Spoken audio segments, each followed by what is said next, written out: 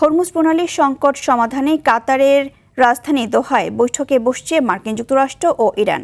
ভঙ্গুর যুদ্ধবিরতির মধ্যেই দুই দেশের প্রতিনিধিরা এই টেবিলে অংশ নিচ্ছেন।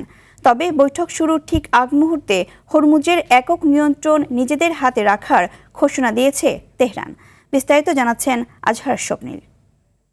তিব্বত লাক্সারি সো, বাংলাদেশের রূপ। হরমুজ প্রণালীতে মার্কিন ও ইরানি বাহিনীর তীব্র ক্ষেপণাস্ত্র ও ড্রোন হামলার পর পরিস্থিতি শান্ত করতে দোহায় বসছে দুই পক্ষ। কয়েকদিনের রক্তক্ষয়ী লড়াইয়ের পর যে ৬০ দিনের যুদ্ধবিরতি চুক্তি হয়েছিল তা টিকিয়ে রাখতেই এই জরুরি আয়োজন। হোয়াইট হাউস জানিয়েছে দুই দেশই আপাতত সব ধরনের সামরিক সংঘাত বন্ধ রাখতে রাজি হয়েছে। তবে প্রেসিডেন্ট ডোনাল্ড ট্রাম্প স্পষ্ট করেছেন, চুক্তি ভাঙলে আবারও কঠোর সামরিক জবাব দেয়া হবে। বৈঠক শুরুর ঠিক আগ মুহূর্তে তেহরানের অবস্থান পরিষ্কার করেছেন ইরানের প্রেসিডেন্ট মাসুদ পেজেশকিয়ান। তিনি স্পষ্ট জানিয়েছেন, মার্কিন যুক্তরাষ্ট্র যদি তাদের দেওয়ার প্রতিশ্রুতি পুরোপুরি রক্ষা করে তবে ইরানও তা মেনে চলবে।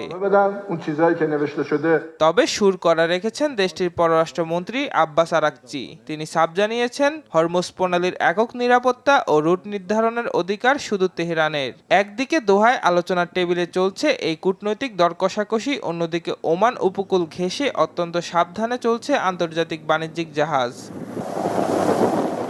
দোহা বৈঠক থেকে মার্কিন ইরান বিরোধের কোনো স্থায়ী সমাধান আসে নাকি মধ্যপ্রাচ্যের উত্তেজনা নতুন রূপ নেয়, এখন সেটাই দেখার বিষয়।